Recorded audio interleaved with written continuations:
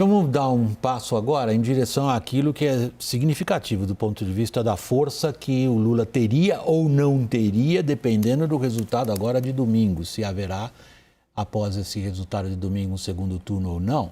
Essa é uma questão muito debatida no momento.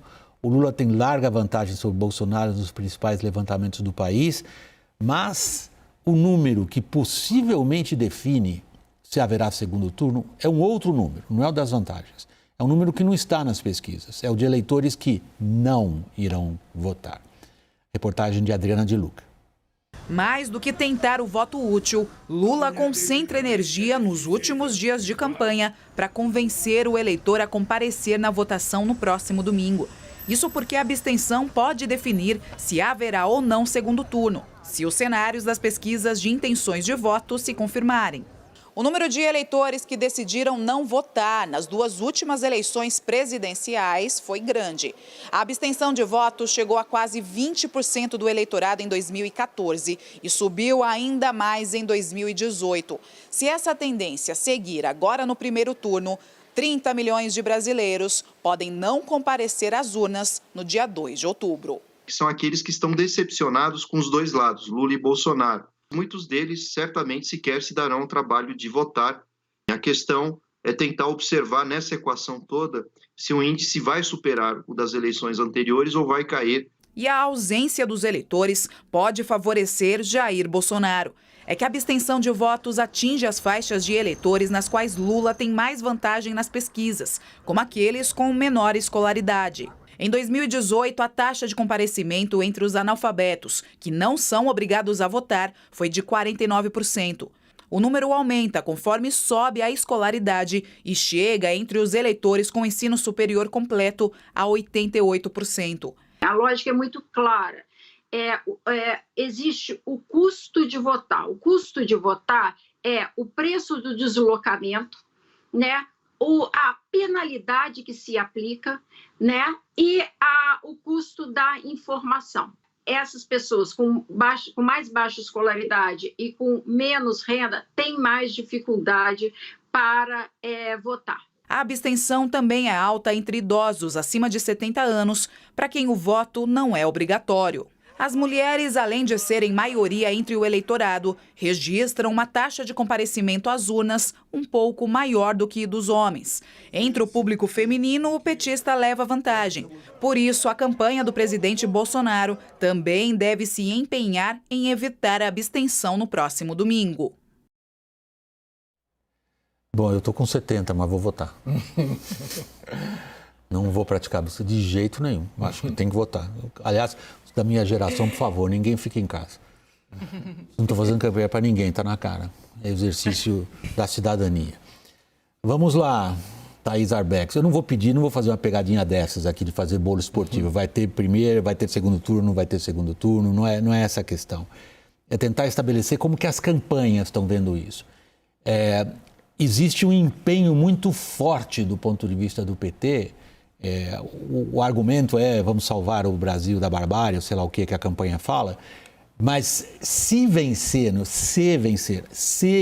primeiro turno, tem uma força política completamente diferente do que é a vitória um pouco ali adiante. Como é que as campanhas estão se comportando, Thaís?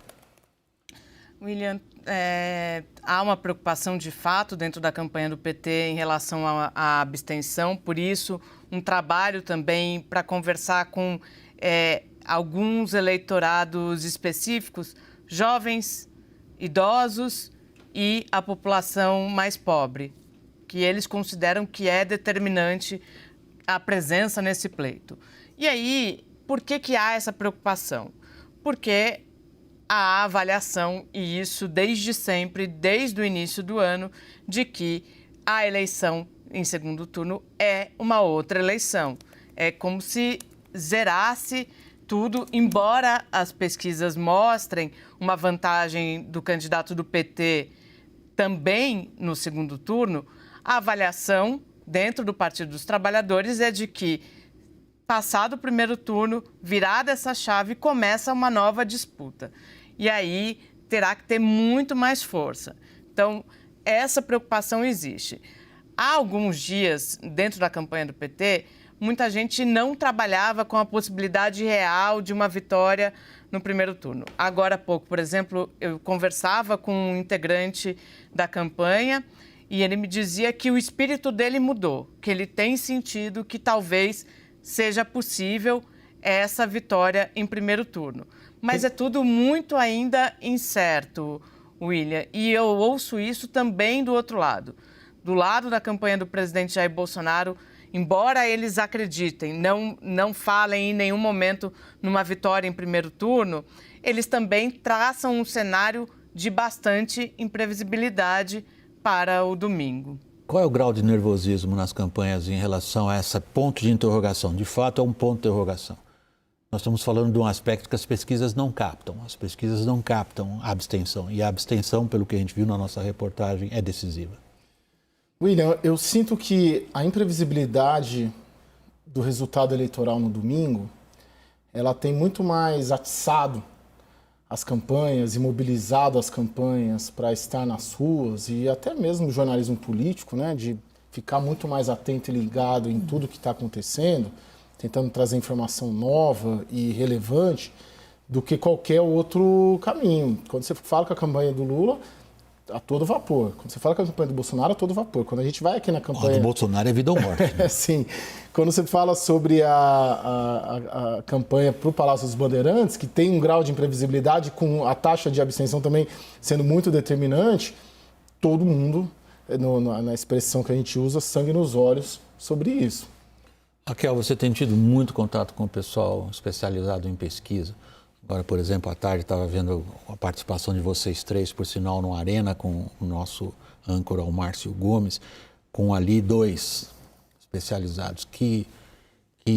Vamos dizer, que substância você tira dessas conversas com os especialistas em pesquisa? Como que eles estão enxergando essa probabilidade, sim ou não, de um segundo turno?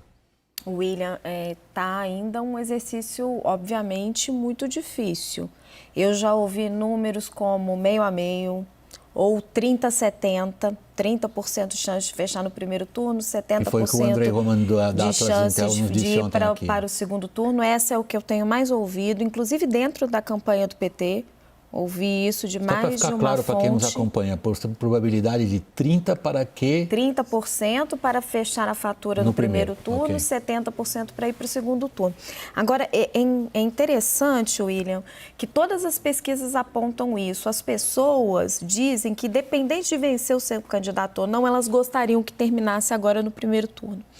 E eu fui conversar mais cedo com o André Lara Rezende, com outros economistas que assinaram um manifesto a favor do voto no Lula, como o Sérgio Firpo, sem que comunguem das ideias do Lula. E a frase que eu tirei de todos eles foi exatamente a mesma. Eu quero que acabe logo essa campanha agressiva, polarizada, e a gente quer ficar logo livre do Bolsonaro. É uma sensação muito forte entre essas pessoas que não podem ser acusadas, entre aspas, de serem petistas. Parece um sentimento crescente, mas é só um feeling. Eu realmente não sei se isso está espraiado na população. Os números é que vão dizer isso para a gente nos próximos dias. O que estaria espraiado na população, segundo as conversas que você teve, seria um cansaço com o ambiente de política que isso dividiu famílias, amigos. Isso Thaís balançando com a cabeça afirmativamente, você está concordando? Sim, William. E aí eu queria só fazer um adendo sobre a questão da abstenção que a gente está tratando na nossa tarja. Me chamou a atenção, fui dar uma olhada aqui nos dados recentes divulgados pelo Tribunal Superior Eleitoral, que, embora tenha essa apreensão, principalmente por parte da campanha do PT em relação a uma possibilidade de abstenção, ao mesmo tempo a gente teve quase que um recorde de pedidos de voto em trânsito no Tribunal Superior Eleitoral. Na comparação com a eleição de 2018, segundo o TSE, cresceu 300%. Voto em trânsito é quando você pede para votar num lugar diferente do seu domicílio eleitoral. Então, há um pouco, não sei se faço a avaliação correta, mas me parece um pouco de contradição. Me parece que as pessoas querem ir às urnas neste ano. É um belo relato dela, do ponto de vista impressionista mesmo. Quer dizer, nós estamos olhando algo que a gente não consegue avaliar na sua profundidade e abrangência. Qual é a sua impressão? Estou falando de impressão mesmo, Caio. As pessoas estão empolgadas para ir votar ou estão cansadas de tudo isso? Não, eu tenho a impressão de que a polarização, o tensionamento da eleição nessa reta final vai provocar as pessoas a irem às ruas. Ok.